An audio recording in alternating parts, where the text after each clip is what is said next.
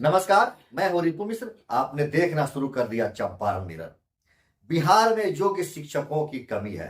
बिहार सरकार और बीपीएससी को नहीं मिल रहे हैं योग्य शिक्षक। यह बात मैं नहीं कह रहा हूं, यह बात कह रहे हैं बीपीएससी के सचिव सत्य प्रकाश शर्मा। उन्होंने एक बात कही है कि जब बिहार में TRE3 परीक्षा का रिजल्ट आया, जिन शिक्षकों की अभी काउंसलिंग नहीं हुई है लेकिन उनका रिजल्ट आया, उस रिजल्ट को देखने के बाद बीपीएससी के सचिव सत्यप्रकाश शर्मा ने कहा कि बिहार में योग्य शिक्षकों की कमी है, योग्य शिक्षक नहीं मिल रहे हैं, जिसके कारण बहुत सी रिक्तियां अभी बच गई है।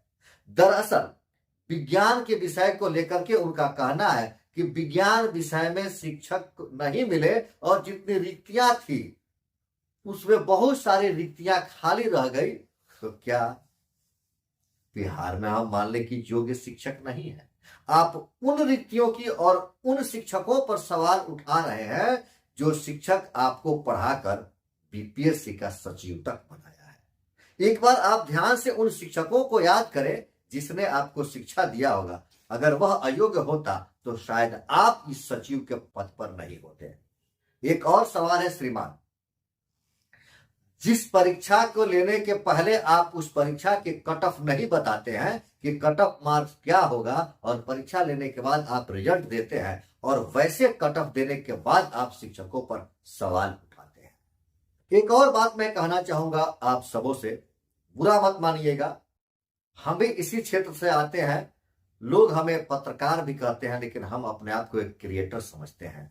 हमारी कोशिश होती है कि हम आपकी समस्याओं को लोगों के समक्ष रखें, सरकार के समक्ष रखें और सभी बातों को निष्पक्षता पूर्वक हम आम जन तक पहुंचाएं। अखबार जो चौथा स्तंभ माना जाता है लोकतंत्र का, पत्रकारिता जो लोकतंत्र का चौथा स्तंभ माना जाता है, उसका काम सिर्फ खबरों को लोगों तक पहुंचाना नहीं है, सवाल पूछना भी उसका काम है। हमारे राज्य का एक बड़ा अखबार सचिव साहब के इस खबर को, जहां उन्होंने कहा कि बिहार में योग्य शिक्षक नहीं है, प्राथमिकता देकर छापा है, जबकि आपको उनसे सवाल भी पूछना चाहिए कि श्रीमान आपकी योग्यता की सीमा क्या है, आप योग्य किसे मानते हैं। आपको पता है ना कि हमारे राज्य में जब बच्चे परीक्षा देते हैं, अपने विद्यालय परीक्षा, तो 60% पाने वाले और 60% से ऊपर अंक पाने वाले बच्चे फर्स्ट डिवीजन के माने जाते हैं। 45% और 45% से ऊपर 60%, 59% तक नंबर पाने वाले बच्चों को सेकंड डिवीजन दिया जाता है और 45% से नीचे 30% तक थर्ड डिवीजन की श्रेणी में आते हैं। उसमें भी एक बात देखा जाता है कि हम 60% पाने वाले को जिसको फर्स्ट डिवीजन घोषित करते हैं और रिजल्ट जब बनता है तो उतने परसेंटेज पाने वाले बहुत सारे लड़के होते हैं और बहुत ऐसे लड़के होते हैं जो उससे भी ज्यादा नंबर लाते हैं। तो जिसे आप फर्स्ट डिवीजन देते हैं ना, उसके ऊपर भी फर्स्ट डिवीजन पाने वाले और बहुत सारे बच्चे होते हैं। लेकिन हमारे पत्रकार महोदय इस पर कोई सवाल नहीं किए, कोई टिप्पणी नहीं किए। उन्होंने प्राथमिकता से इस खबर को छाप दिया कि बिहार में योग्य शिक्षकों की कमी है। उस स्थिति में कि जब आप परीक्षा लेने से पहले कोई कट ऑफ निर्धारित नहीं करते हैं और परीक्षा दे देने के बाद आप रिजल्ट निकालने के समय कट ऑफ बताते हैं कि इतने कट ऑफ पर, मतलब इतने नंबर आप पाएंगे तो आपको हम पास उत्तीर्ण मानेंगे, इससे कम पाएंगे तो आप अतुर्ण हो जाएंगे। आप कहिए ना कि इतने प्रतिशत पर हम उत्तीर्ण और अनुत्तीर्ण मानते हैं, देखिए आपके पास उतनी रिक्तियां ही नहीं होगी जितने हमारे योग्य शिक्षक परीक्षा को पास कर जाएंगे। आप तो वहां देख लेते हैं कि हमें कितनों को सेट करना है, हमें कितनों को पास कराना है, कितनों को नौकरी देनी है, उस हिसाब से आप कट ऑफ तैयार करते हैं। उदाहरण के तौर पर आप समझिए, देश का सबसे बड़ा परीक्षा यूपीएससी का परीक्षा, उस परीक्षा को 2024 में परीक्षा का सबसे अव्वल अंक पाने वाला व्यक्ति 1750 नंबर की परीक्षा में 1099 अंक प्राप्त करता है और वह यूपीएससी का सबसे टॉपर विद्यार्थी माना गया। जो व्यक्ति देश के सबसे बड़े परीक्षा को पास करता है और सबसे अव्वल स्थान पाता है, अगर उसका परसेंटेज आप देखें तो यह परसेंटेज समथिंग 63% के आसपास जाता है। मुझे तो लगता है कि महोदय अगर आप उस जगह पर होते तो आप भी कहते कि यह 63% नंबर लाने वाला व्यक्ति तो अयोग्य ही है। एक और सवाल है, इस अखबार के माध्यम से जो खबर हम तक पहुंची, आप तक पहुंच रही है, उसमें बताया गया है कि आरक्षण कोटे से जो लोग आते हैं, चाहे SC ST हो या दिव्यांग कोटे के लोग हैं, उनकी संख्या नहीं पूरी हो पा रही है। मतलब वो रिक्तियां ही रह जा रही है। उन जगहों पर जितनी जगह खाली है वह भर नहीं पा रहा है। इसके अभ्यर्थी कम मिल रहे हैं।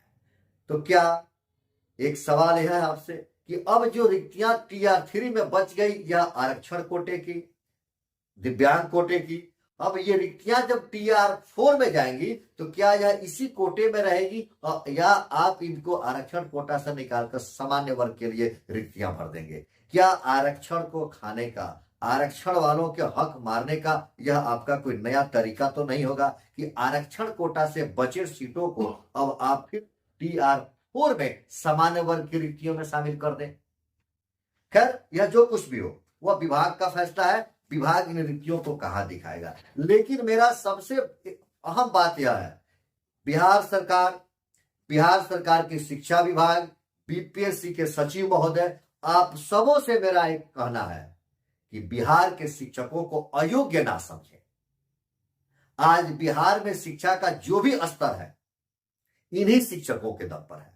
जिन शिक्षकों को आपने कहा था कि ये तो नियोजित शिक्षक है, मुखिया जी के द्वारा नियुक्त किए गए शिक्षक हैं, वे ही शिक्षक आपके बिहार की शिक्षा व्यवस्था को अब तक बचाए रखा और अब तक बिहार की शिक्षा दर को बढ़ाए रखा। आप कहीं न कहीं शिक्षकों के किसी काम से, चाहे शिक्षक आपका विरोध लगातार कर रहा हो, आप उस विरोध से डर रहे हो, शिक्षक हमेशा आपको गिराता रहा है, हार मनवाता रहा है, सरकार उस हार से भी परेशान होकर शिक्षकों को अब बदनाम करने की कोशिश कर रही है।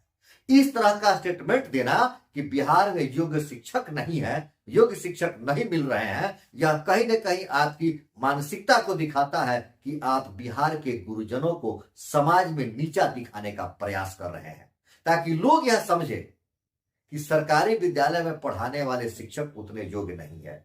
या आप निजी विद्यालयों से कोई सेटिंग तो नहीं किए हैं कि सरकारी शिक्षकों को अयोग्य बताओ, सरकारी शिक्षकों को कामचोर बताओ, उनको नीचा दिखाओ और निजी विद्यालयों को बढ़ावा देना चाह रहे हैं। वैसे इस वीडियो पर आप तमाम दर्शकों का क्या कहना है कि क्या बिहार में शिक्षक योग्य नहीं है? क्या बिहार के शिक्षकों को सरकार बदनाम करने की कोशिश कर रही है या कुछ नई साजिश चल रही है? आप अपना विचार जरूर दें। देखते रहें चंपारण मिरर। धन्यवाद।